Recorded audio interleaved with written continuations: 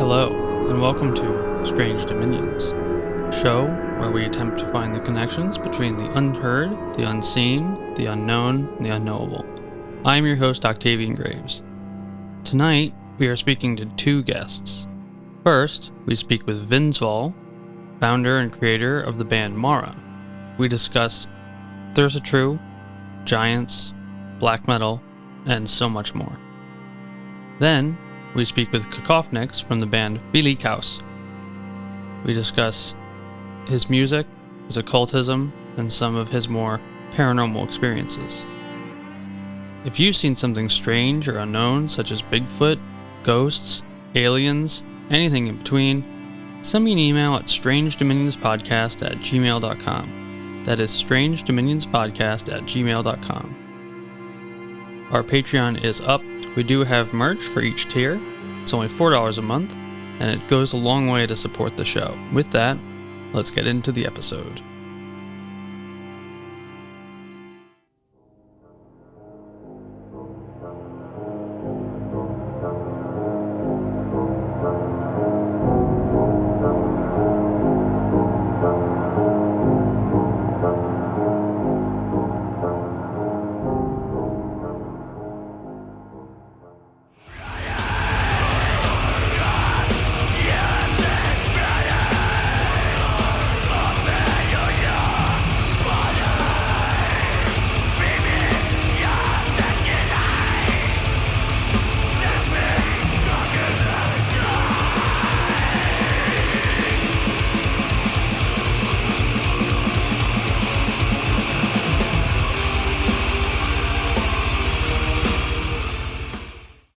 And that was Locamere from the EP and album Locamere by the band Mara. And I have with me Vinsval, founder of Mara. How you doing? Oh, Klaus. It's nice to finally talk to you. Yes. I know we've been trying to put this together for a little bit here, having some technical difficulties, but I'm glad we were able to get it all set up. Yeah, you found a solution. That's all we require right now. So if there's a will, there's a way.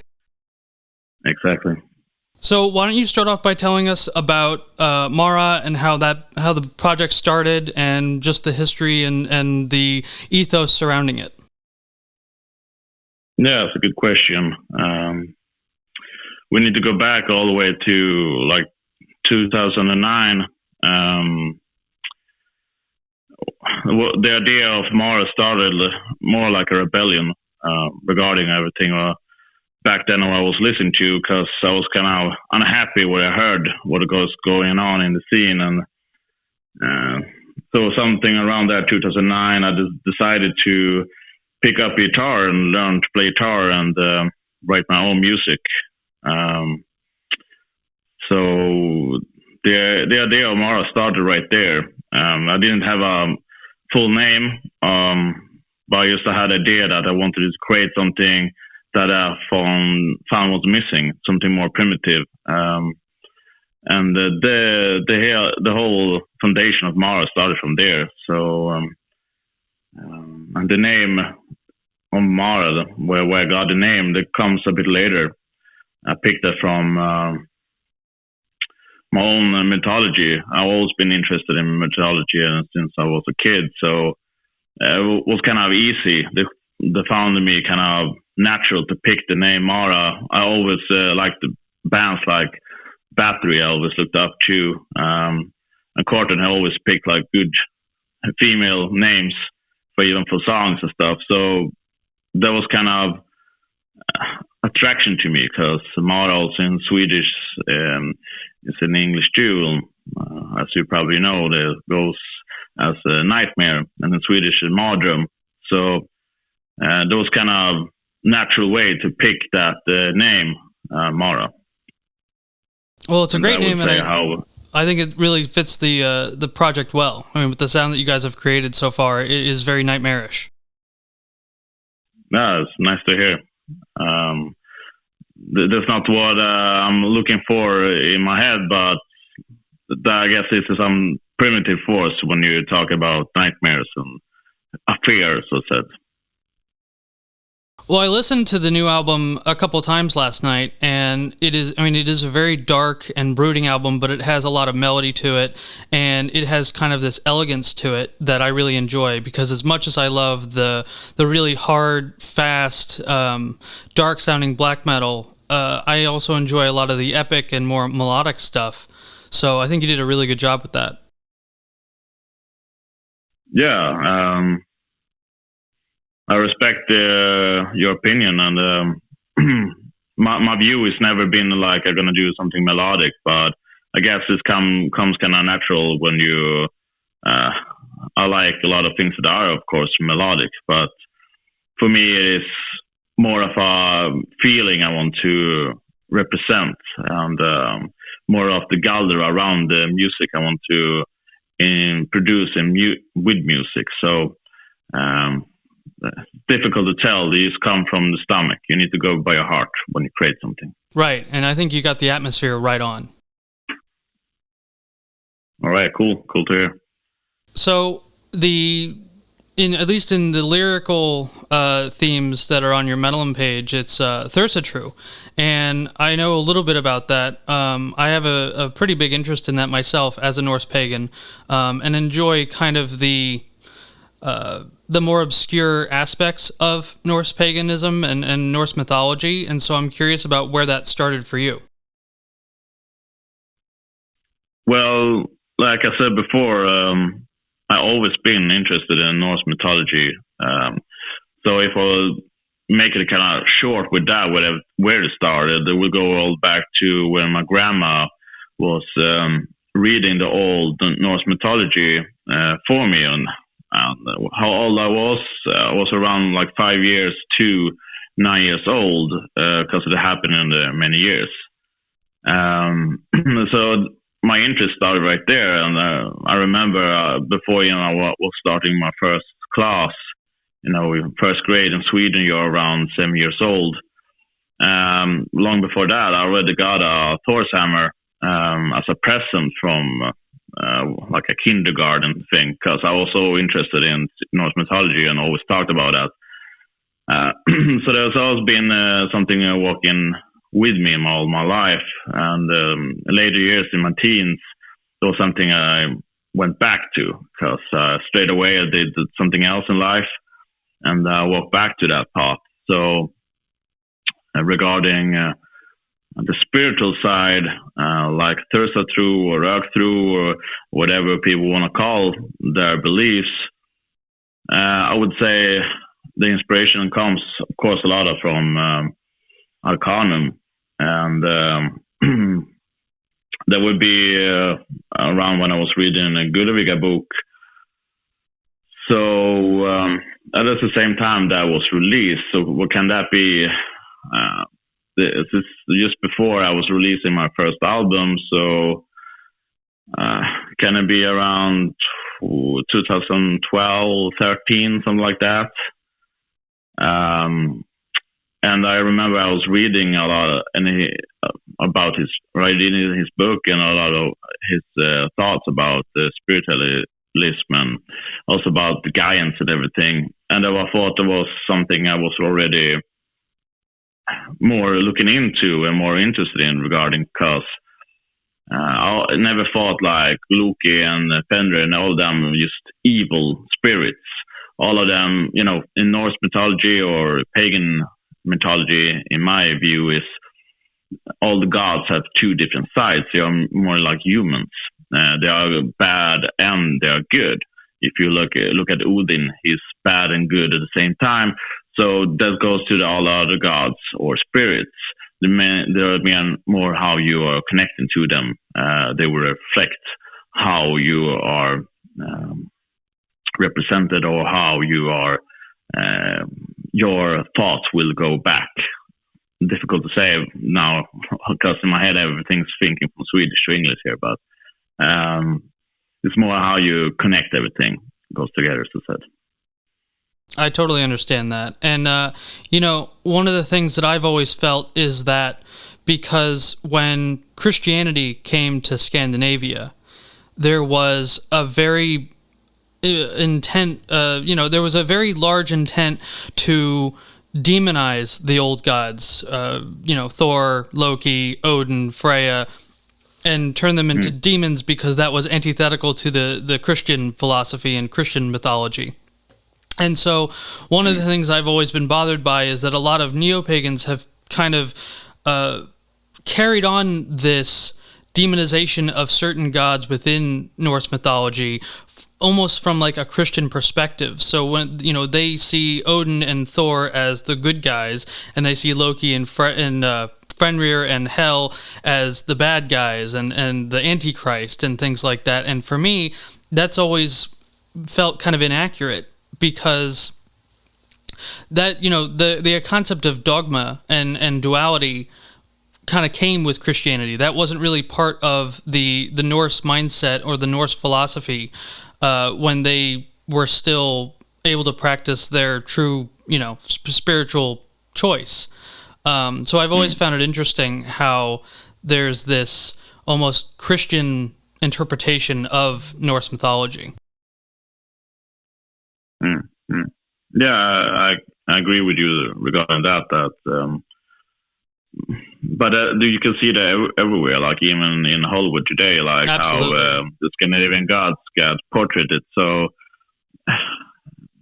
it's kind of a romantic view, I guess, around everything, and a lot of people maybe don't want to see deeper into things, and then it goes easy, everything is black and white. So right, and I'm sure you've listened to the show enough to know that I have a somewhat of a contentious view of the Eddas.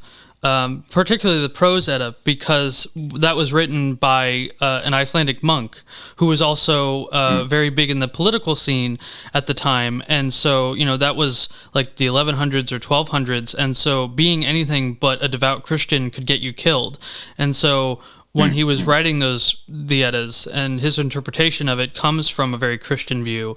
And so the gods are kind of seen as these rough and rowdy, almost anti-human characters in a way. And so I'm just always wary of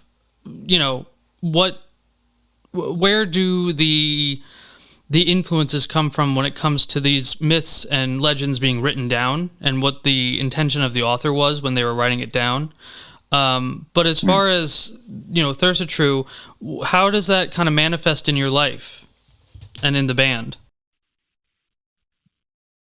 Regarding my band, it's deeply rooted right now. It's, like I said, it's go all the back to the first album. But it was more there. I felt a connection. I started more regarding that spiritual path, but it's become more like on. I think, I would be saying more on the Thursian Flame album that was deeply connected. But all my creations has always been put out a piece of myself. It's not just to write music, or like I said before, my own magic, my calder. Put a lot of effort in from myself, and it's a sacrifice.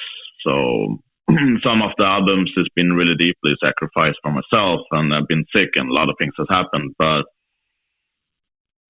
so I would say it's really deeply rooted in Thursian energy. And regarding the Thursian energy and what that is, I would say to the audience, they need to look into that themselves, because there's a lot of ways to look into that. Just as an overview, could you kind of define in your own way what Thursa is for anyone who doesn't even know what that word means? Yeah. Well, I can explain it from my point of view, because if you would ask some of the other authors, they would maybe say something else. But from my own view of the Thursian energy and Thursian flame, it would be that it's a more primitive side.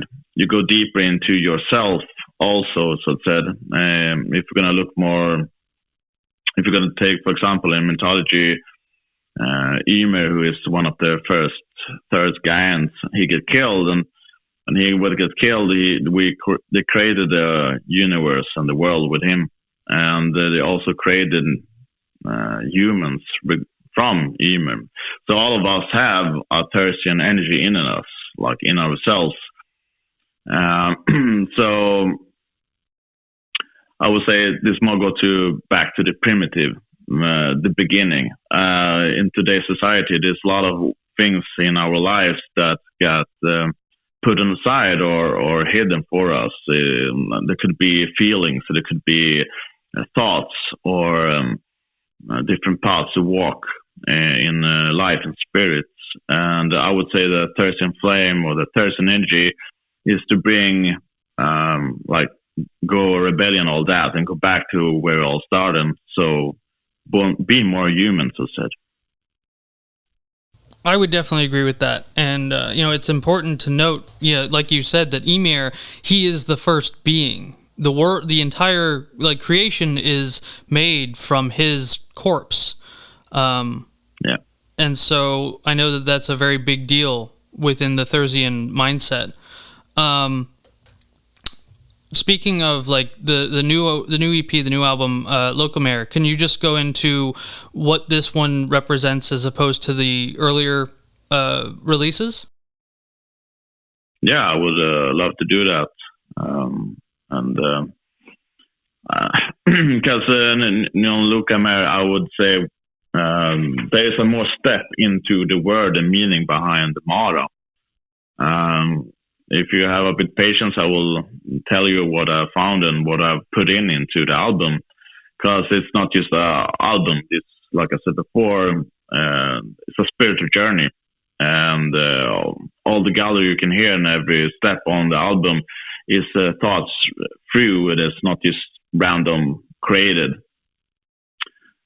So I started to look much more deeper into the word Mara and what it really means, and not just in the Norse mythology. I was looking around the whole world, and I could see a connection.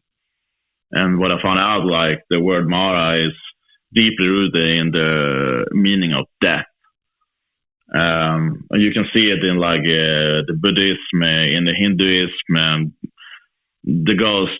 All of the religions, you can see different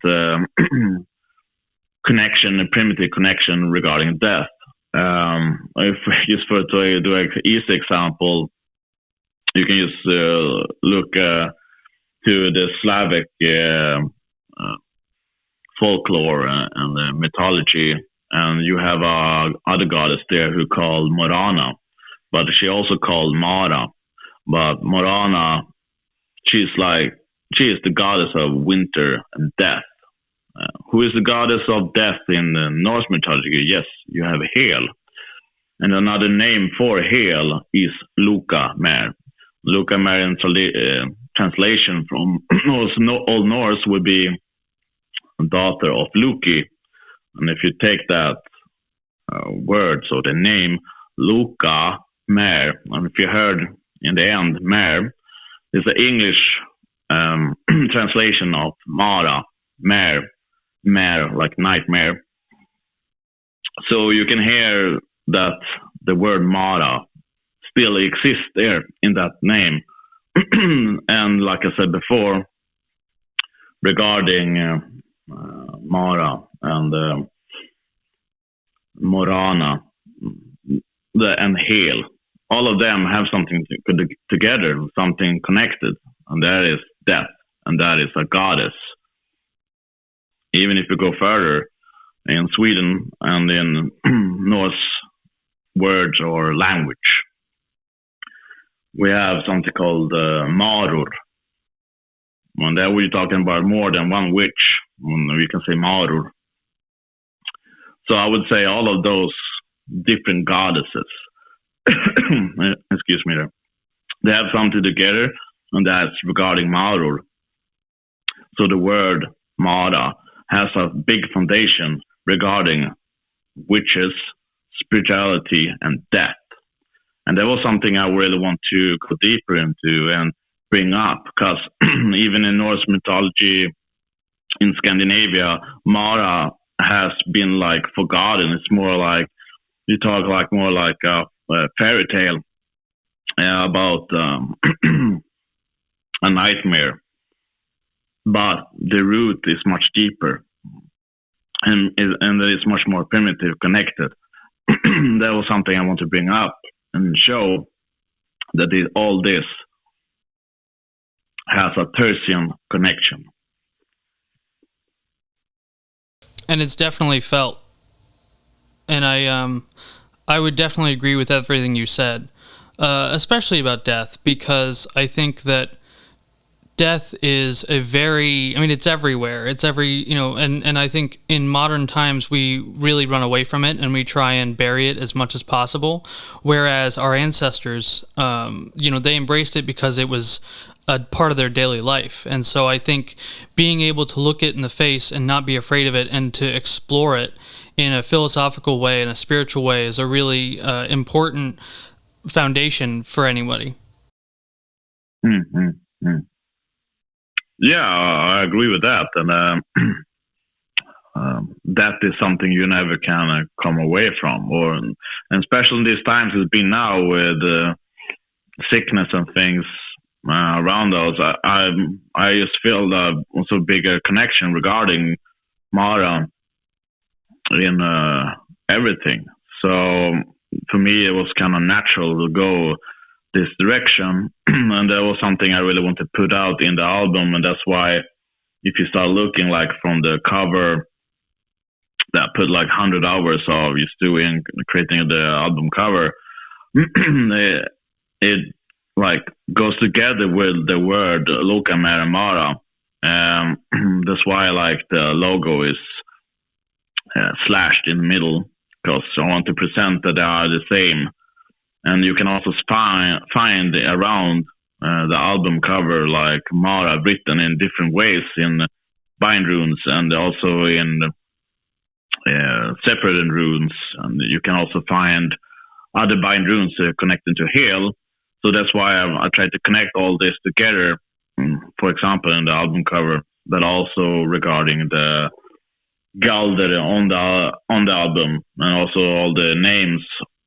You can see like the titles of the album. You can see a connection there too, because all of them represent something with the witch or the female spirituality that goes back to the Thursian energy.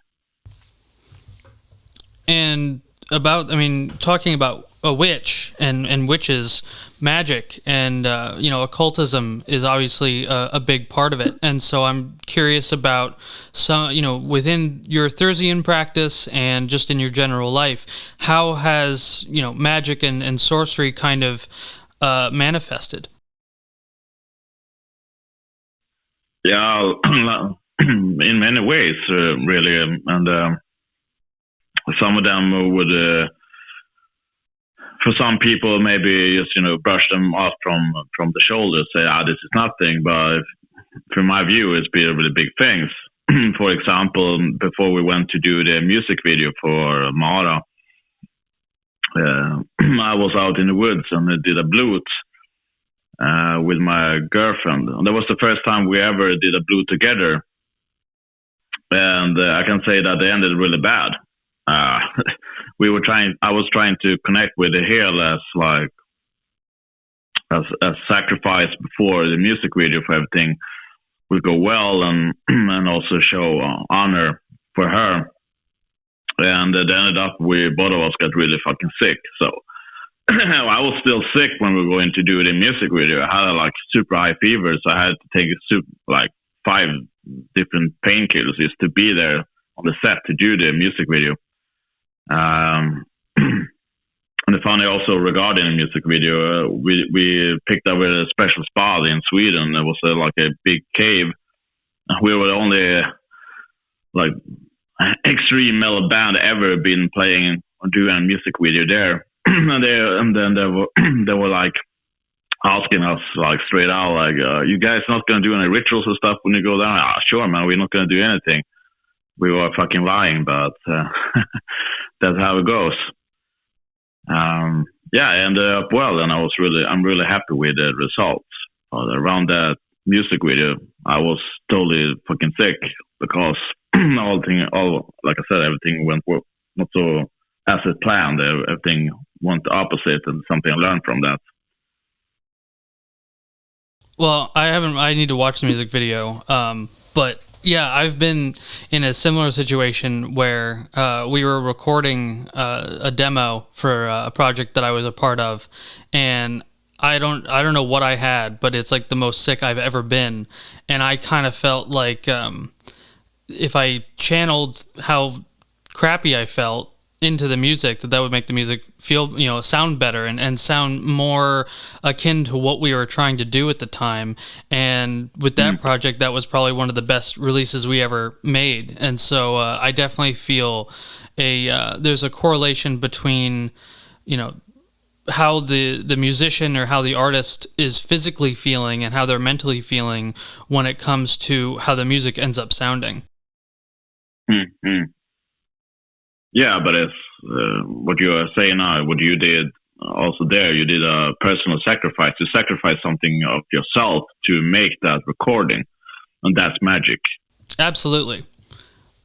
And that, that rings true with the Norse pantheon, because as we know, Odin, the way he discovered the meaning of the runes was by sacrificing himself to himself on the, hanging himself from the branch of Yggdrasil and, impaling himself with a spear. So sacrifice is a very big part of the Norse ethos and the Norse pantheon. Yeah, there is. Where you can see it in a lot of different ways also, not just in Odin, but they exactly what it's saying. You need to give something to give back something. That's how it goes. And and then you could get into Tyr and Fenrir, and him giving Fenrir his hand, and Fenrir biting it off, and that was kind of a sacrifice to keep Fenrir bound.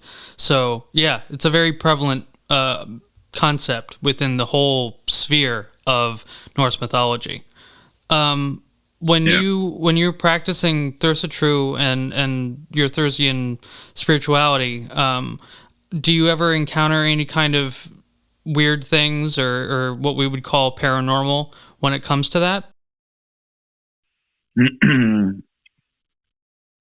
Yes and no. I will go to the no answer, and then I will go to the yes answer. Fair enough. With the no answer is first with the no answer is I don't see any figure or something like that standing in front of me when I'm doing my blut or galder, but I can feel the energy. I know that you have some other musicians and other magical people on before here, and you do an interview with, and I remember some of them said also the same as what I'm going to say now. You can hear owl, or you can maybe suddenly a fly comes middle of the winter. A lot of this stuff happened to me all the time.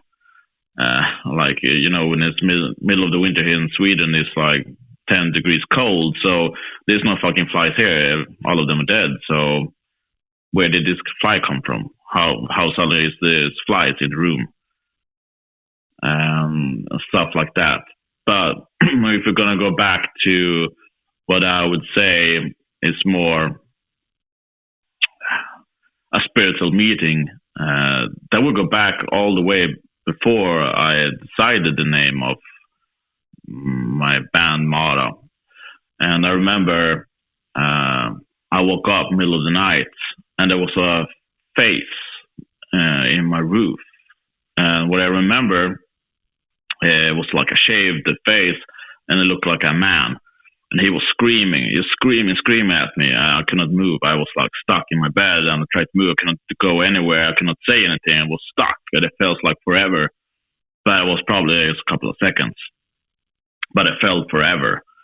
And back in the time, I got frightened, of course, and what the fuck happened? But I just dropped that and was not thinking so much about it. There's many years now later, I've been thinking about it, and I think there's, of course, there's a connection, because I was thinking back then to use the name Mara. I have not decided to use the name Mara in my project yet, but I got a connection with her. But they manifested for me as a man, and I don't know why, but as Mara, she is a shapeshifter too. So she can go in different forms. She doesn't need to go just like a female form. And I think that, I know that, if you had asked a psychologist about what you experienced, they would tell you experienced the old hag syndrome, and they would say that it is like a psychological issue. It's something with the brain, and that definitely does happen. But from the research that I've been doing, because I've actually interviewed a couple people now who have had what we would call a sleep paralysis incident that was connected to their magical dealings and their occult actions. And so I think that when that stuff happens, it could be something from the brain, but it also could be something reaching out to you, something completely external, such as a god or a goddess or even a Jotun. And so that definitely does happen. And I think that like you said, she's a shapeshifter. And so she is probably going to, and a lot of these entities will come to you, they come, if they're coming for a woman, they're going to present themselves as a woman because it's familiar. If you're coming for a man, then they're going to present themselves as a man because it's familiar, and they need that familiarity to get you to respond in a way. Because if it was completely foreign to you, then you would just brush it off or run away from it as fast as you could. But the fact that it was a man, and it obviously had significance for you, and now that you are kind of in a way worshiping them with your music and with your own occult dealings, it definitely worked if that was the intended result. Yeah, I agree. But I also think that maybe could have had a lot to do with fear. I would maybe not react the same today, but back then it was a lot of fear because it was something new, some entity that like I never met before, and I felt the power. That's why I couldn't say and do anything. I was totally paralyzed.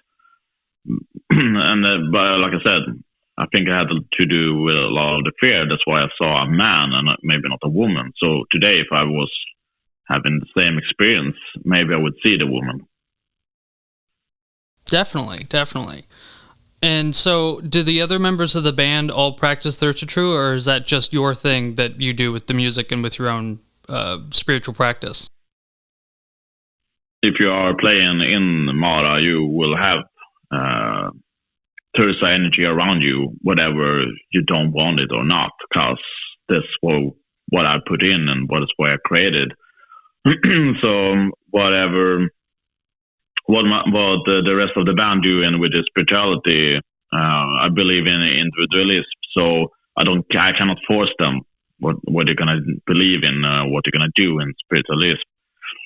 But like I said, they are playing with me, so there will be, of course, they need to be okay with that. It's something they can stand behind. And so I would say yes, all of them have something to do with Thirst True. Yes. Have they ever experienced anything weird or kind of manifestations of the Thursian entity in their own lives? Yes, some of them have and some have not. So far, like what I can say, of course, all of this need to be questioned regarding all the people themselves so they can say their own view. But like I said, when I started to reflect, a lot of things have happened. Before I was playing with Brede, he played bass in the Mara. He played also in Myrd, a really good Danish musician. But when before we were going to record the Rök album, who I want to go much more deeper into Ragnarök. Brede has always had some own demons inside of him he needed to fight. And there was a time he had so much demons, so he was away for 6 months, locked up, because, there was a lot of things happening for him. And I think that had to do a lot of things, because there was the same time I was writing everything around the Rök album, and I put so much deeply sacrifice of myself into that, and I think that also reflected him and reflected also Ingleborgas too, but in different ways. What I know about the bandmates today, that a lot of them have said that they had nightmares and they have met something they cannot really explain what it is. And for me, that was kind of easy. That was Mara. So, well, that's really interesting.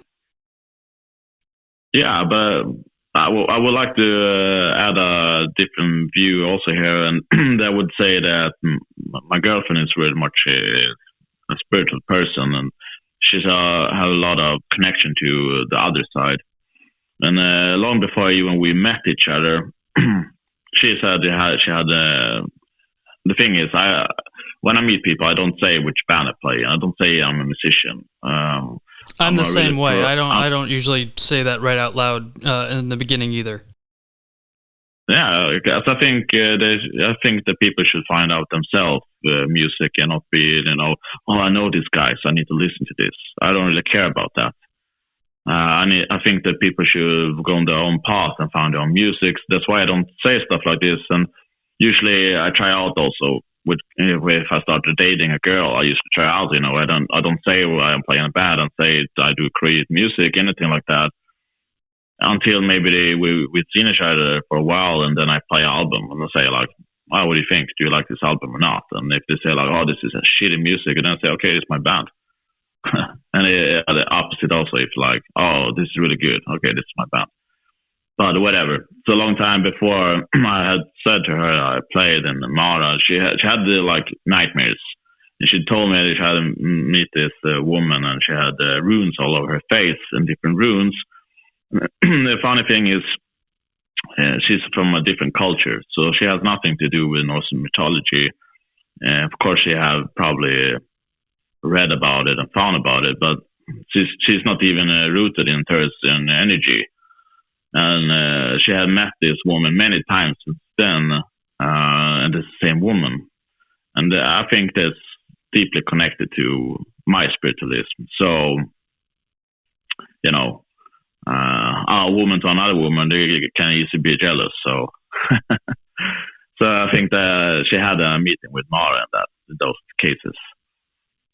Well, and I think that's a pretty common thing when, if someone is not into someone else's certain spiritual path, when they spend enough time with that person, their spiritual path kind of, I don't want to say infects, but definitely mixes into their own, and it can be very unexpected and kind of a jarring experience. So that's really interesting that has happened to you and to the people that are involved with your music and the energy that the music creates. Yeah, I don't know. For me, everything is just what is translation? We would be like a representation of what I put in and what I do. Every time something like this happens, I'm not trying to look for this is a reason to why all this, and try to find the reasons for how things are. A lot of this I've been thinking about a long time after everything happened. And then I've been like, yeah, they have a connection. There is probably a connection here. Even I didn't see it then, but I see it now. Everything is not a straight line. It's been like really, really round all over the place, before I figure out something. So I'm trying to find, because there is an account from a couple of years ago that I'm trying to find, because I want to read it and I want to get your thoughts. But while I'm finding it, could you just talk a little bit about what is the general consensus in Sweden and in the black metal scene in Sweden? Because obviously Sweden is heavily connected to black metal. Is there any kind of a Thursian community, or is the old gods in general, do they still get venerated within the more alternative scenes in Sweden? Yeah, it's a difficult question, but I will put my view on it, of course. I don't know if it's a Thursian scene. Maybe it is. I know some people that are like me. They are inspired about the Thursian energy, but also, like I would say, that even the author that I would say for me, the author goes back to Arcanum, and even he says like, you need to find your own way. This is not like a Bible for you to just go through exactly how I do things. This is how I found the things. And this is something I go back to with the individualism.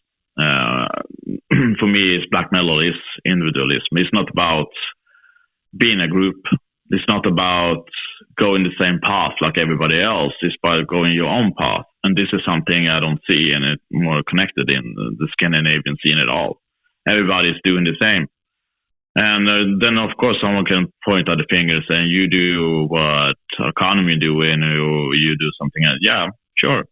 I have influences from many ways, like Buddhism and Bathory and Arcanum. But I put all of my own energy and magic into my own creation. And that's what I would say is something primitive and more goes. That's why it goes more like individualism. To do something nobody have done ever before in black metal would be, maybe you can do that, but it's really difficult at this time. And I would say you're kind of blindfolded if you believe that you will do something nobody else has done before, and you're also pissing on everybody else what they've done. I'm not doing that. I'm trying to honor what started with black metal, and I'm trying to honor everybody what they have done and the people I look up to. So I'm totally fine to be inspired by them. Well, it definitely comes through on your own, like your own taste on it. But obviously, I can hear a little bit of Arcanum. I can hear the Bathory influence. I mean, Franz Martyr is one of my favorite black metal albums of all time. And but you do a very good job of kind of separating yourself with your contemporaries and kind of creating your own sound while also having that honoring of past bands come through very clearly. I'm happy to hear that. I would say there's something for me it's very personal. There's something I think is really important. But also, if you go back to your question there regarding the Swedish scene and Scandinavian scene, I don't know how things really look in Norway and Finland, because I'm heavily rooted here in Sweden, but in the Swedish scene, I would say there's a few bands that I would lift up and say they are, for me, something to take seriously. But there's a lot of bands that I don't want to even bring them up because they're not even worth to bring up, if I would say like that. I totally understand that. I found the article here, and so I'm going to read this to you, and I just want to get your thoughts, okay? All right. So two Swedes are in a nearby woods when they begin to hear strange noises around them. They suddenly experience an orb sighting, followed by an attack by an unseen beast or force. So the account goes like this. A friend and I went to the woods to barbecue over a fire, as we do now and then all year round. I live in Stockholm, Sweden, and the woods we go to lies next to a lot of apartments in Gubengand. I'm sure I'm butchering that. I apologize. I've always been into the Sasquatch Bigfoot subject, and I know it is real. We have them here in Sweden as well. What people refer to as trolls here is the same as Bigfoot or Sasquatch, some being different names. However, my friend and I went into the woods to a specific place we always go to when we make our fire and barbecue and drink beer. After a while, when the fire was started, I grabbed a big stick and went to a tree and knocked it hard 3 times. 10 minutes pass, and further into the woods we see this orb just appear and hover for about 3 meters off the ground. I stared at it, and I think to myself that this is not a person with a flashlight or anything like that at all. The orb just hovered as the same spot and then disappeared. I thought to myself, weird shit is about to go down. Time passes and darkness has fallen over the woods. We sit in front of the fire when we hear a weird noise. My friend asks if I heard that. I looked over the fire and into the darkness and saw 2 yellow eyes glowing into the darkness staring at us. I said, "Do you see those glowing eyes staring at us?" He confirmed that he did. "This is not a human or an animal," I said, and he agreed. We stared at it for another 30 seconds when it suddenly moves away, almost floating, leaving traces from the glowing eyes. I was creeped out. 1 week later, we go to the same spot and it's dark. The fire is lit when we suddenly start to hear tree breaks from the woods. Thick tree breaks. It starts from the left and moves to the right and circles around us. The tree breaks keep moving around us and get closer and then quiet for a few minutes.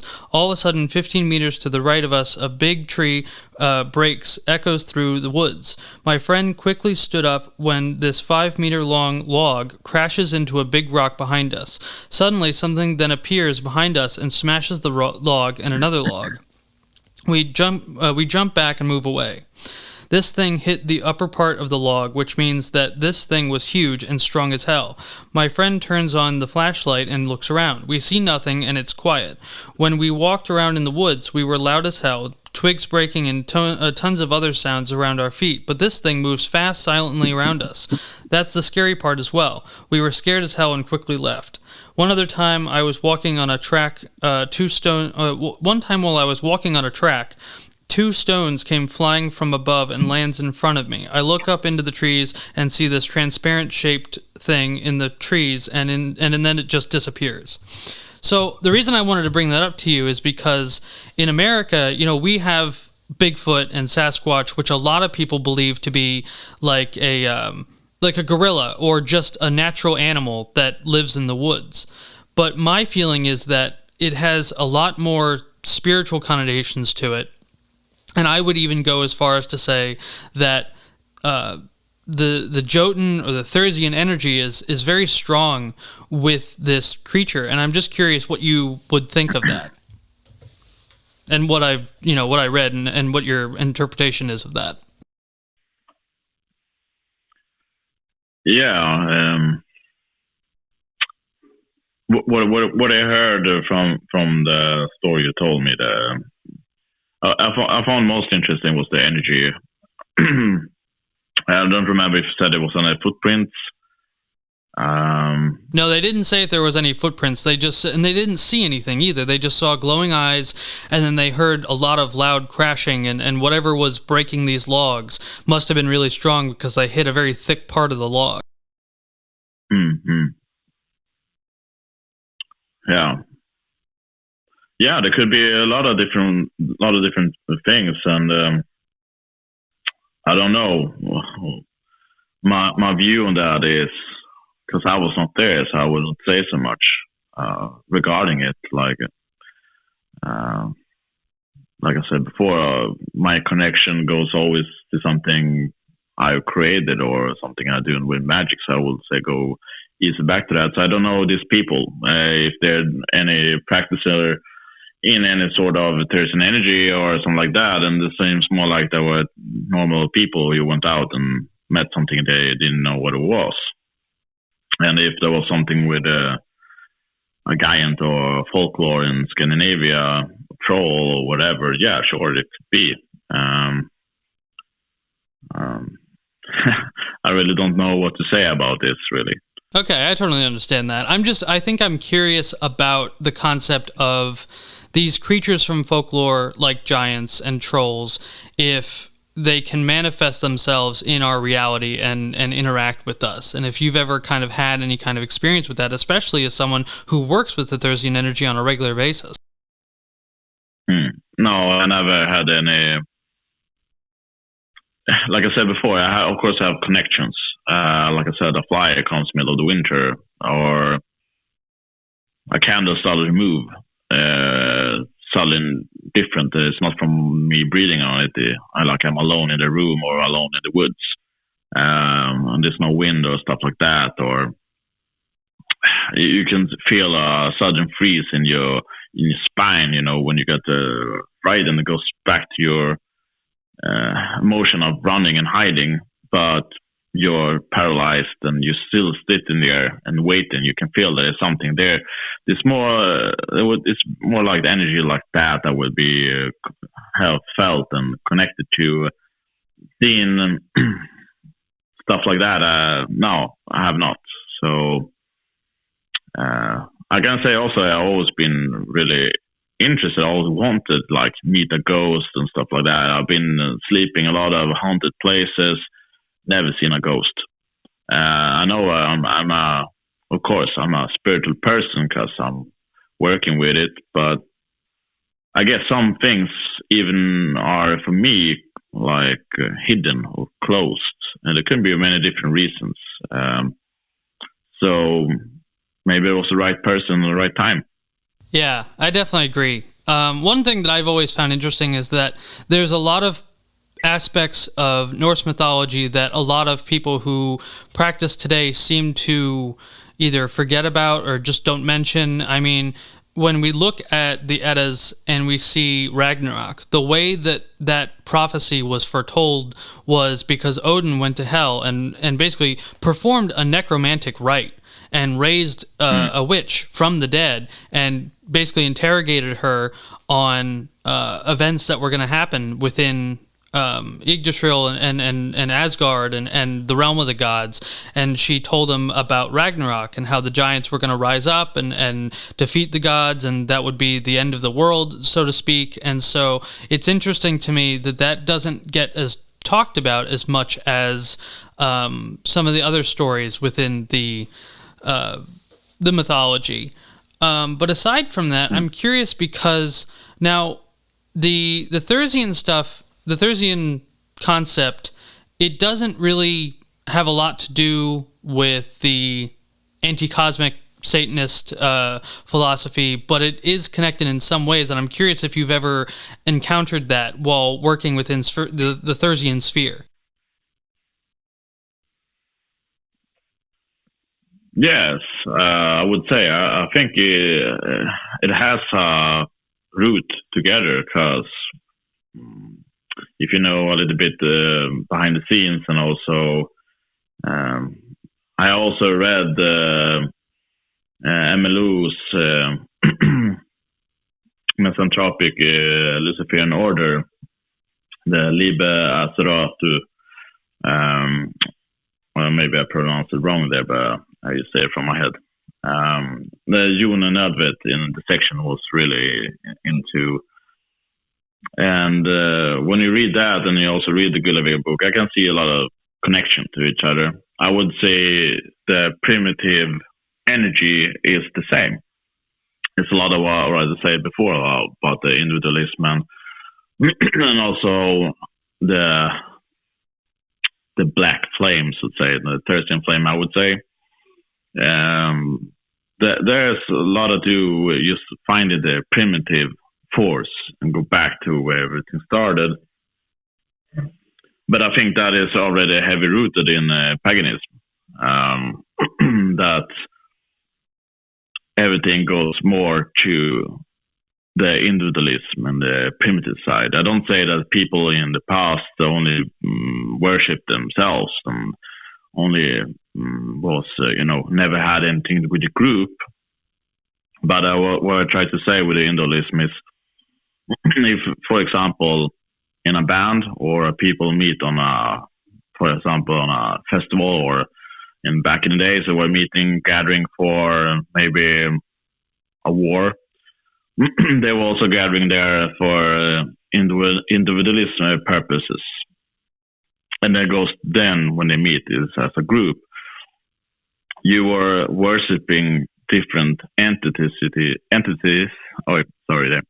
and different gods.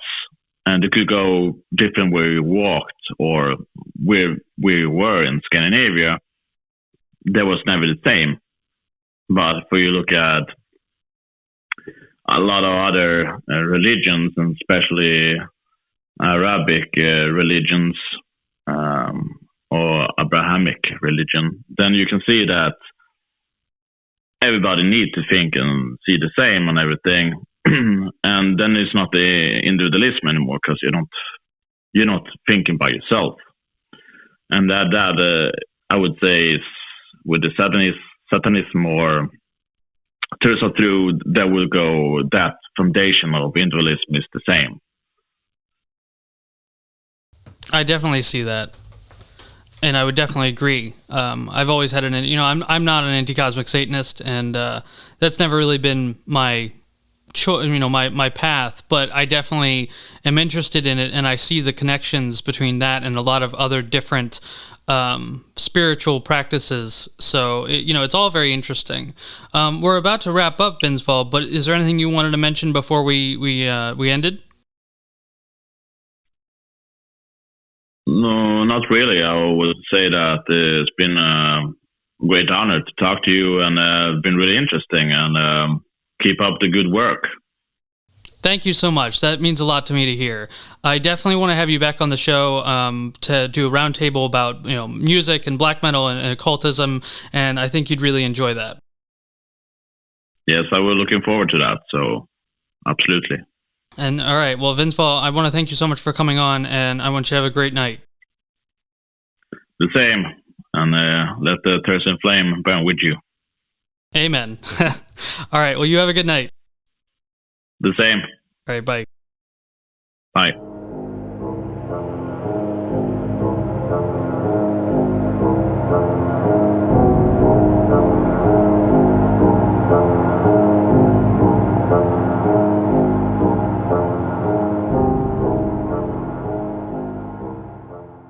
And that was my conversation with Vinsval.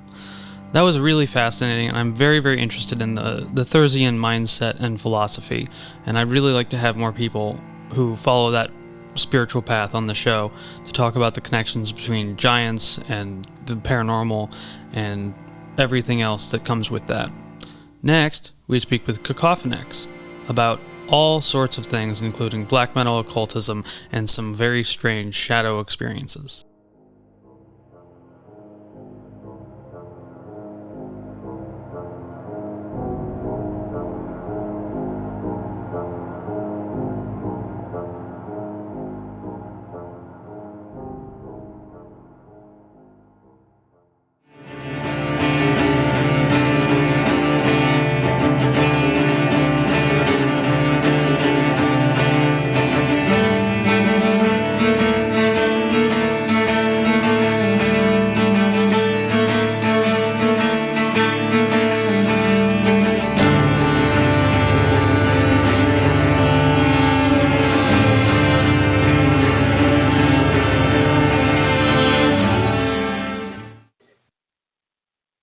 And tonight, I am with Cacophonix from the band VD Chaos. That was his track, Rise, Engulf, and Venom. How you doing, Cacophonix? Couldn't be better. Glad to be here. Awesome. I'm glad to have you. I know we tried this again. We tried this before, and we just had a whole bunch of complications, so I'm glad we're able to do it again. Can't trust technology, but I trust you to give us a great interview and a great conversation. Well, that's a heavy load, but I'll do my best. So let's start off with where you come from, how you got into music, and where the Vili House story starts. Okay. Well, I started playing cello when I was 9 years old. My whole family does music or did music in some capacity. Like they're classical musicians. I have an opera singing brother, a viola teacher mom, a dad who used to play French horn. So music is something I was always kind of surrounded by. Grew up listening to classic rock like the Beatles and Led Zeppelin and the Who and stuff like that. Stuff you raise your kids on properly.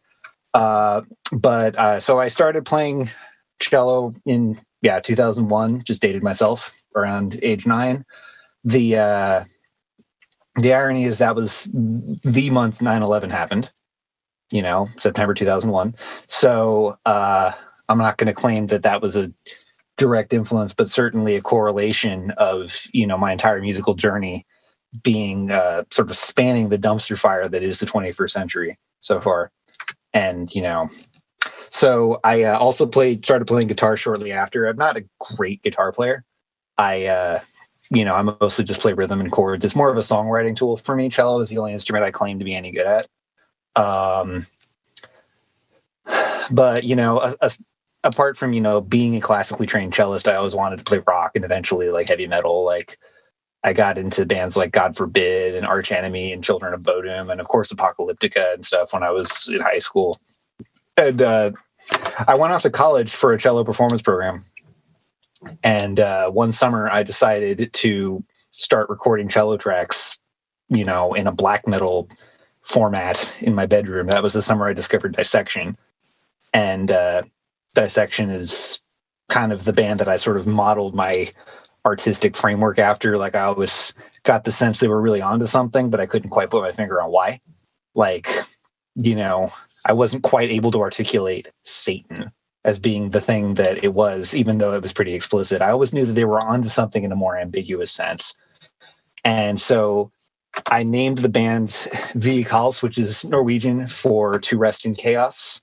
I know that, Dissection is a Swedish band, but I was 19 and trying to be cult. So I thought Norwegian was the way to go.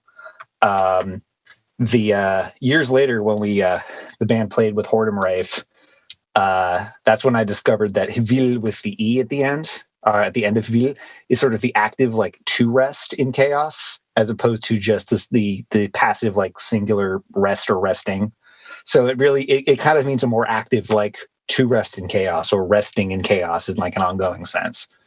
So, I started doing that in my bedroom with beat up old USB mic and GarageBand essentially, and started doing my version of what I considered black metal on cello, entirely acoustic. And then I went back to school and I changed my major from cello performance to music composition. And the first piece I played was a Vilikals piece at a conservatory recital. The piece, what is it? To Chisel Fate. The piece to Chisel Fate, which, in retrospect could be interpreted as having a Luciferian meaning. And that was the very first conservatory composition I performed. And so Vilikals was sort of a vehicle for me to become a student composer. And after that point, of course, I wrote, a variety of other music, but I also began doing session work with other bands. As a session cellist, I had the first metal session job I did was this band in Ohio called Curse the Gods. They're sort of a folky black and death metal band from Ohio. And they had me play on a song called Wenches, Ale, and Herb, of all things. And that was my first session job. And so I started, branching out and doing stuff for my friends. And Vilikals sort of evolved as sort of the main vehicle for my conservatory studies at the time. And I got mixed up in other bands. Like I joined another. So I was effectively putting Vilikals on hiatus while I was in another band, sort of a Black and Death, like Dimmu Borgir, styled. I couldn't help but say Dimmu Borgir, but sort of a Dimmu Borgir styled band that I was in, and I was doing the orchestrations for that. But eventually I had to return to Vilikals because that was my real like personal outlet. And it was during that time that, towards the end of college, going into grad school, that I took LSD with my friend. And I had been a practicing Catholic up until that point, but that was effectively the end of that. We can go into what that LSD trip entailed, but what, in the short version is that opened my eyes to the fact that my actual worldview was much more aligned with the Luciferian ideals and the black metal music that I loved as so much. And I, got a grimoire by Michael W. Ford, the Adversarial Light, Magic of the Nephilim. That was my first grimoire. Before even I read LaVey, I read Ford. And then some other friends suggested I read Crowley and Peter J. Carroll, the Liber Null and Psychonaut. So I was introduced to chaos magic at the time. And pretty much from that point forward, Vilikals took on the intent of, a Luciferian Orthodox black metal band, albeit in like a chamber music cello driven format. And so since we don't have lyrics, effectively what I have been doing with that is composing the magical meanings into the pieces themselves. And the string of albums that could be said to really have a true magical intent that is really concrete would be the Agios Ophotia album that came out in 2017, the Black Morning Winter Green album that came out at the end of 2019, right? December 2019. And there's a split I did with a former bandmate called Never Without the Pentagram. The piece you played is from that. And the current album I'm working on, the Lower Order Manifestations, is based on the Codex Thursian by my friend Kane. And, you've had him on your show. And I imagine we'll be getting into all those albums, but effectively that's, at least from an artistic and magical standpoint, the Vilikas saga. I could get into the shows we've played and, your more typical, like, band story stuff. But in terms of the evolution of what Vilikas is, I think that pretty much hits the nail on the head. At what point did you really get into magic? Like, what time did, like, would you consider yourself like a practicing occultist? End of college, when I started getting into Michael W. Ford's writings, when I started discovering other left-hand path systems and working that into my music. So about 2015. Okay, very cool. And so what would you say has been what has your experiences been with occultism, both within your music and like outside in your daily life? Well, within the music, it's become sort of a vehicle for, a strange sense of self-exploration and also processing the events in the world around me. And, happenings in the world around me. It's been sort of an extra layer of interpretation that I didn't previously have. And also a way to give my own music a bite it didn't previously have. Effectively, I'm confronting the listener with acausal rumblings in ways that they're probably not used to. But the experience itself has been mostly self-exploratory and also sort of like self-punitive in a way, particularly with the Codex Versum and the most recent stuff. That's been very, it's been very much a process of ripping the Band-Aid off. It's also in the previous records, it was much more sort of exploring various levels of consciousness, exploring a night side awareness. There's definitely been correspondences and events that have happened in my life, in correlation with the magic I'm making through the music. In terms of like my day-to-day existence, it's been sort of a trial and error experience, trying different meditations, trying different invocations, trying to find a way to work it into or around my mundane life has been a challenge. But with the music, it's intrinsically like inseparable.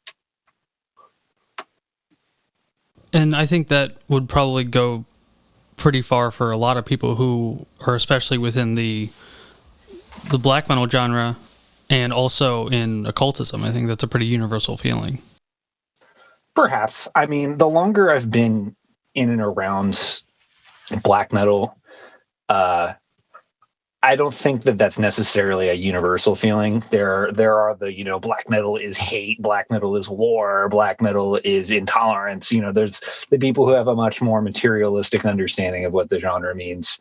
Do you know the type well, I'm sure. Oh yeah. There's I'd find the people in black metal circles who have a concretely occult understanding of it are probably in the minority, at least today. Yeah, I definitely would agree with that. But, I'm not really interested in being in the majority. I'd much rather find ways to separate myself from what's conventionally understood as, how an artistic form should be performed. Like, I philosophized and conceptualized a lot about black metal. Like, when I was taking LSD, there's a saying that sort of came to me as we were listening to, Dissection and Goat Horror and Hate and all those bands that have a clear Luciferian intent behind them. The saying that came to me was black metal is a call to arms to awaken, a primal call to arms to awaken the higher intellect, that which when personified is Satan. Satan as the opposer of the status quo. Satan as the opposer of herd-like thinking. Satan as the opposer of complacency. And the sentence once again is black metal is a primal call to arms to awaken the higher intellect, that which when personified is Satan. That was repeated to me over and over in my head during my ride on the Magic School Bus, as it were.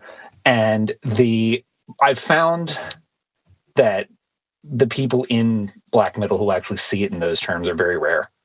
And they're to be, for lack of a better word, cherished as compatriots and people you can learn from. And as I get older, I learn more and more that maybe that's not what all black metal is, but that is certainly what Vehicles is. And that is certainly what the bands that we align ourselves with, such as Grave Gnosis or Resurrectionist or other orthodox occult black metal bands that see it in those terms. Those are the people that we... Those are the entities, the bands, the artists that we find ourselves the most aligned with. And but that's not necessarily limited to a genre. That's a concrete artistic and spiritual approach.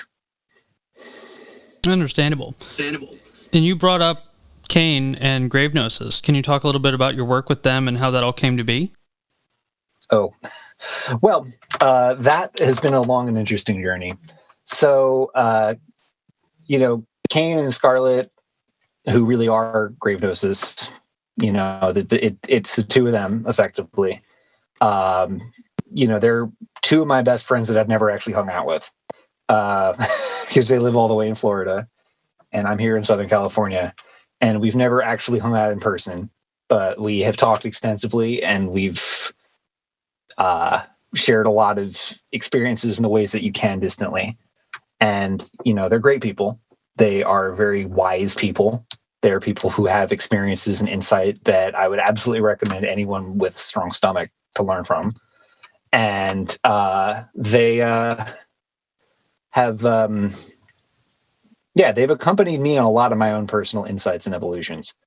And when I was working on the Agios Aphotia album in 2017, I had an experience of being possessed by Choronzon. My previous band that I'd been in didn't really, that relationship didn't end well.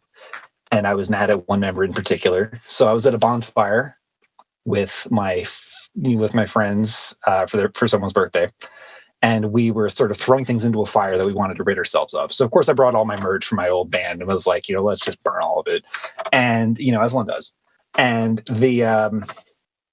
so the mistake I made, though, is I didn't really have a concrete understanding of what Choronzon was. I only understood Choronzon as the demon of dispersion. So I'm like, I want to disperse this stuff. Let's throw it all into the fire.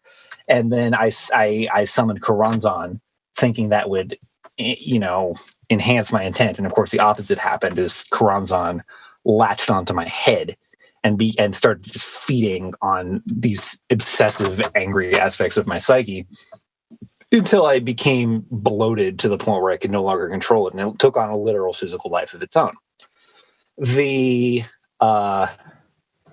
So there was this actual part of my psyche that was operating independently, and I couldn't control it, and it was scary and infuriating, all of the above. And so Cain was one of the people I talked to, because I didn't know a ton of people in the occult at the time, and he gave me some notes as to what to do. And I made the piece known as Vessel 333, which is effectively I made this very angry, raucous, acoustic, noisy, twisted song, and put all my own sewage into that. And then I asked some friends to submit their submit their own spoken word samples of negative experiences they'd had or negative thoughts that were, pervading their own consciousness, to, submit spoken word samples to put into the piece. And all of this was pretty overwhelming when I actually got the submissions, because, people gave some really, really, really messed up experiences. Like, there were multiple people who talked about wanting their family members to die. There was actually one guy who said that he gotten into a physical fight with his dad and almost killed him because his dad was abusive. And there was a girl who talked about getting raped.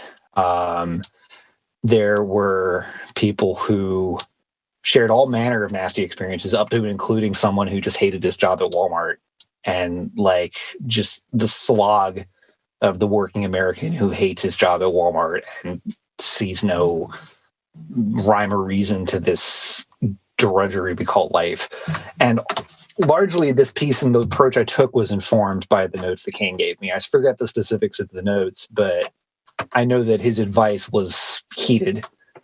And when I was done with the piece, what I effectively did was transferred Karanzan into it to give a, sort of a vat of, like I said, psychic sewage that Karanzan could feed off of. And I recall this worm thing.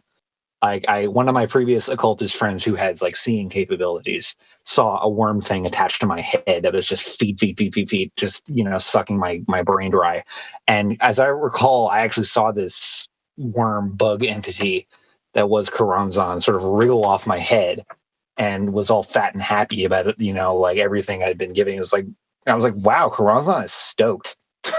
Like I must have done something right. And so that's where Karanzan, or at least my Karanzanic, apparition lives now, is in that piece. We will never play that piece live. So that was my first real interaction with Kane. Then about a year goes by, and Kane and Scarlett invite me to perform session cello on their album Lux Negretto for Grave Gnosis. And the ritual notes were already done. The songs were effectively already done. I took a very conservative approach musically with that album. I was effectively, mirroring and harmonizing with the keyboards and the guitars. I wasn't doing anything too adventurous, but I really dove into the ritual notes, and that was my first direct experience with the system present in the Codex Versum and the unfolding experience of Vedantic nihilism. And shortly thereafter, we can talk more about this later, but I had been previously, sort of peripherally mixed up with the Order of Nine Angles. And then while I was working on that piece, or that album rather, all those attachments fell apart. It all just completely was reduced to ashes at my feet and at the feet of the entity that I learned to be Moloch, who, devours children and devours the inner child and devours childish things. And I, later when the album was done, because I had been working up to do an initiation into the Order of Nine Angles, I took that date and instead did an offering to Moloch, and I cut into my forehead, to open up my third eye and do the blood offering. And what I saw was this heavy gravitational pull towards, the bowl, the burning altar of Moloch, and also what could only be described as a paradoxical, violent piece. I have no other word for it. And that was my first real immersive, elongated experience with Codex Versum and the Vedantic nihilism system. This is before the book was even published. And so fast forward to 2020 into, 2021 and now this new year,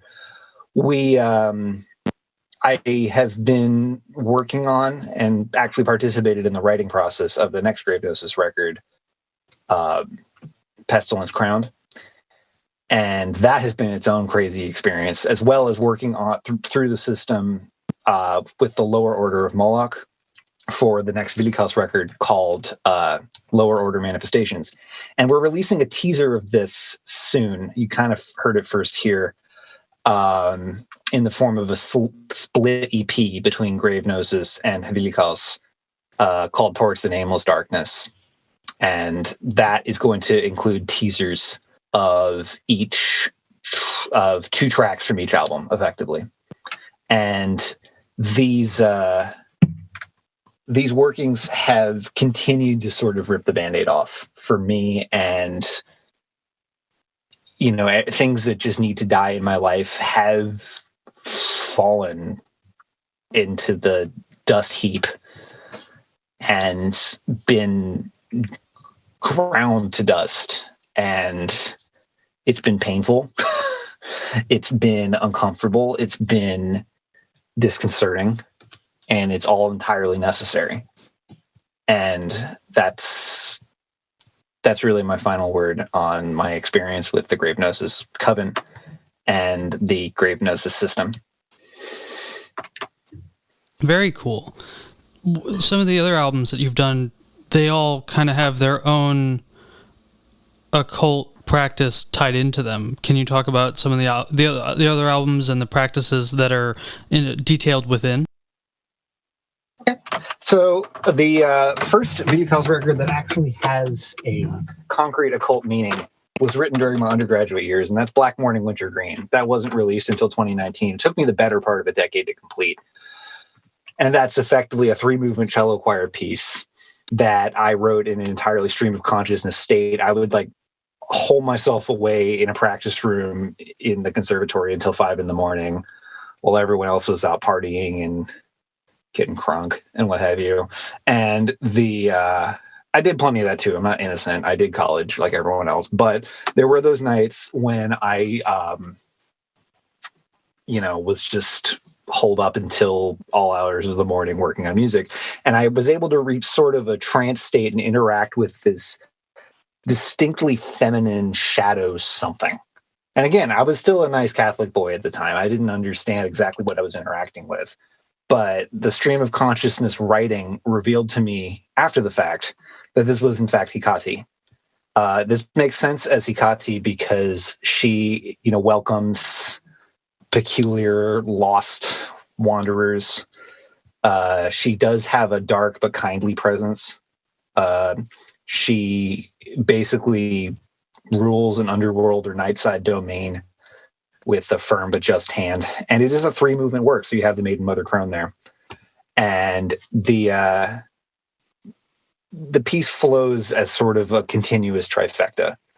And the occult meanings within the music themselves can only really be explained by listening to the album, again, because it was just entirely stream of consciousness. And there is a spoken word outro that was performed. I wrote the words, but it was performed by my friend Holly Fox from Canada, who hosts the radio show Diabolus Templum. Can I just stop you right there? Yeah. So Holly Fox and I know each other because my very first band, we got our start kind of because she played us on her radio show. And I never thought I would ever hear that name again because it's been a long time since me and her have spoken, but we were good friends back in the day. That's really cool. Oh, yeah. Yeah, no, she's super cool. And she is on the album. She performs the spoken word outro. And the wording there effectively refers to this Lady Darkness that I knew after the fact was Hecate. And it describes me, or what is but isn't me, sort of this nightside consciousness disappearing into this dark embrace.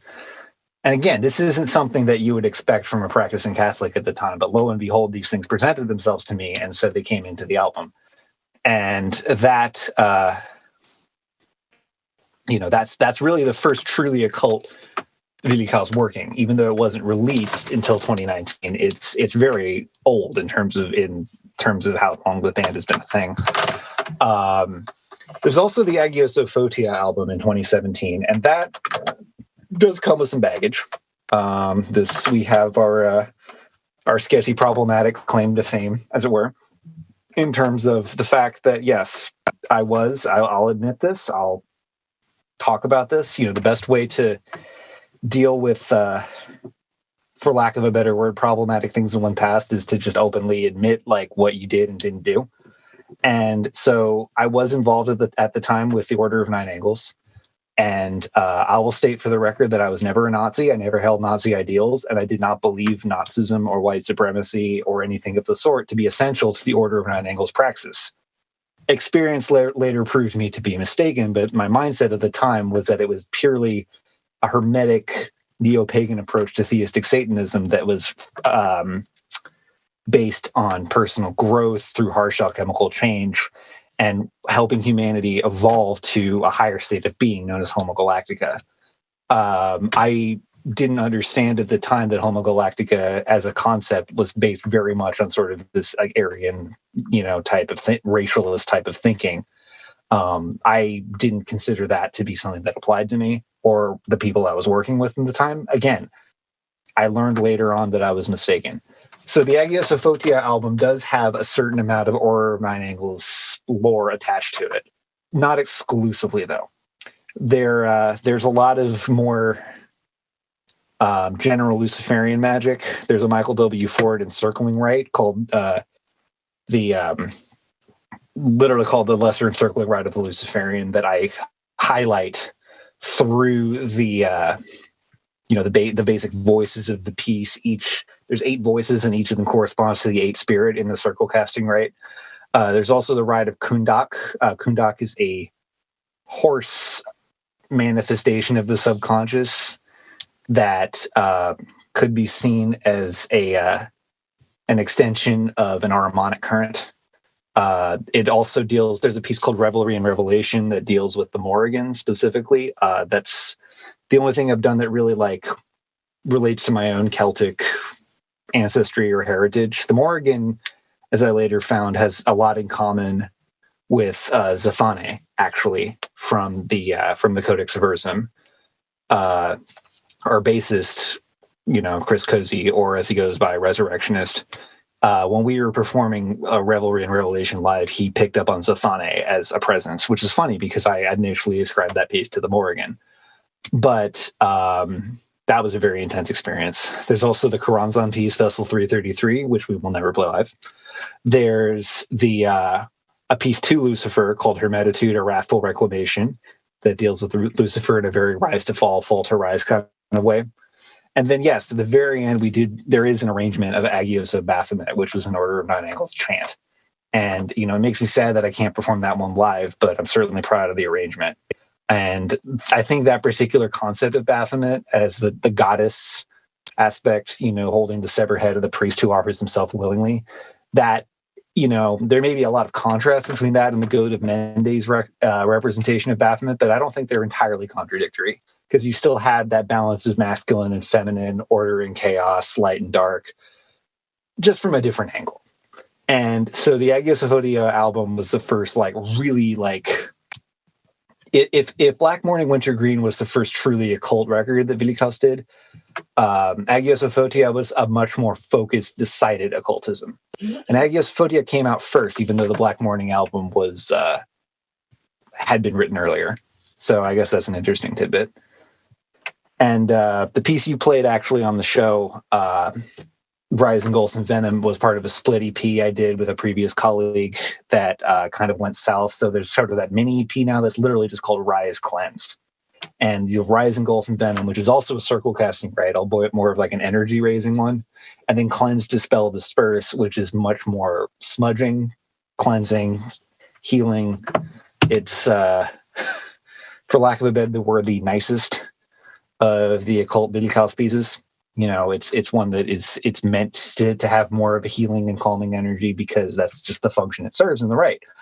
And we tend to like to open and close with Rise, Engulf, and Venom, and Cleanse, Dispel, Disperse, respectively. As far as the older EPs, there wasn't any concrete occult meaning, but that can be assigned after the fact simply based on the mood or storytelling aspect. For example, we have a piece called The Dying Gasp of a Once Proud Eagle off the very first EP. And, that literally tells the story of an eagle, sailing over the northern skies, gets its wing broken in a blizzard, falls to earth, and then death rises out of the ground and the scythe comes down. And so you can associate that with the death card of the tarot easily. Or another piece off that EP, Far Beyond Frostbitten. I know, kind of a cheesy title, but that one has sort of a meditative, drony quality that could be, used to sort of reach sort of a blank, not thinking type of consciousness. And it was a cult before it was a cult in a very ambiguous way, if that makes any sense. But Vilikas now is certainly a vehicle for my personal spiritual journey. And, I can't concretely predict what that will mean in the future. And that's the beauty of it. Right on, man. Well, that's all like that. I love that whole story. I think that the band has a lot of depth to it, and it definitely has your own personal journey and experiences very much tied into it. And so that makes it a really, unique experience. Thank you. I think I've done it a disservice. I've been reflecting on this a lot lately. In many ways, some would say I've done it a disservice by calling Vilikas black metal, because as much as it's influenced by that in terms of how I play my riffs on the cello, how I structure the songs, the term black ritual chamber music really captures the totality of it better. We're actually interested in the future, branching out into different scenes like the neo-folk scene or the, sort of the avant-garde or art music scene, as it were. We'd play Ren Fair if that were offered to us. But, do I feel a personal attachment to black metal? Yes, but not exclusively. And maybe, pigeonholing my work into that type of frame would do it, like I said, a disservice, simply because there is more to it than that. It definitely sounds like it. And I've heard your music, and it is very expansive. And I think it goes beyond the frigid realms of black metal into a category of its own. Thank you. I appreciate that. And like I said, I've conceptualized and philosophized and pontificated about black metal as the supposed chosen music for a very long time. And I'm, as I enter my 30s at a new stage of my artistic and spiritual and personal journey, I hope to not go necessarily totally away from that, but certainly beyond its borders. Yeah, of course. So we're about to wrap up here, but before we do you have any kind of personal, really weird, crazy experiences that are either tied to the music, the occultism, or just weird stuff in general that you want to talk about and share? I would say that my initiation into the coven, the Chapel of Pedantic Nihilism, would be a pretty intense experience. My girlfriend was there and witnessed this, so we have a corroborating witness. When I was effectively summoning Moloch and Zelzamon from the Codex as part of my initiation, there was sort of a flicker of skull-like wraiths that were dancing around in the candles that had very distinct faces that were manifesting in the shadows on the wall. And my girlfriend saw that. And there was also a shadow figure that moved clearly across the room. And all this was happening while I was meditating on something that manifested really like the Eye of Sauron from Lord of the Rings. Moloch and the fictional character of Sauron actually have more in common than you'd think. Just in terms of like the Fire King, as it were.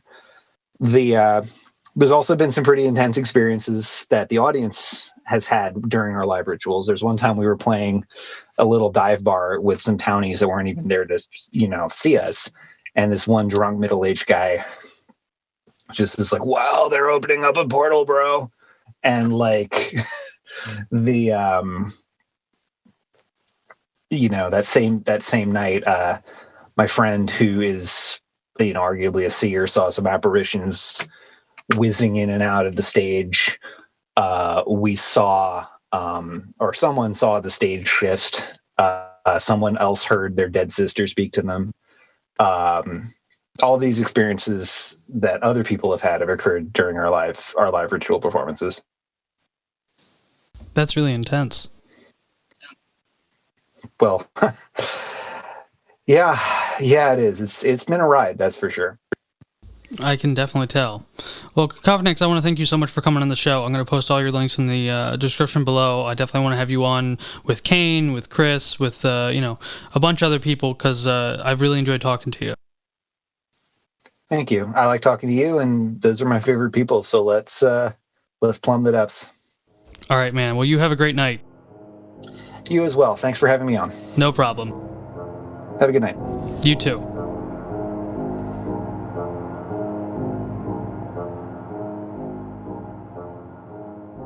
That was my conversation with Vince Vall of Mara and Cacophonix of Vilikaus. I really enjoyed talking to both these people, and I'm very excited to have them back on the show. I also want to thank everybody who's been sticking along for the show so far. We try our best, and it really helps to have you guys here. Everybody's links will be in the show notes below. As I said in the beginning, we do have our Patreon up. If you want to get extra content and support the show, that is the best way to do so. It's only $4 a month, and you get a ton of new stuff. With that, thank you so much. Have a good night.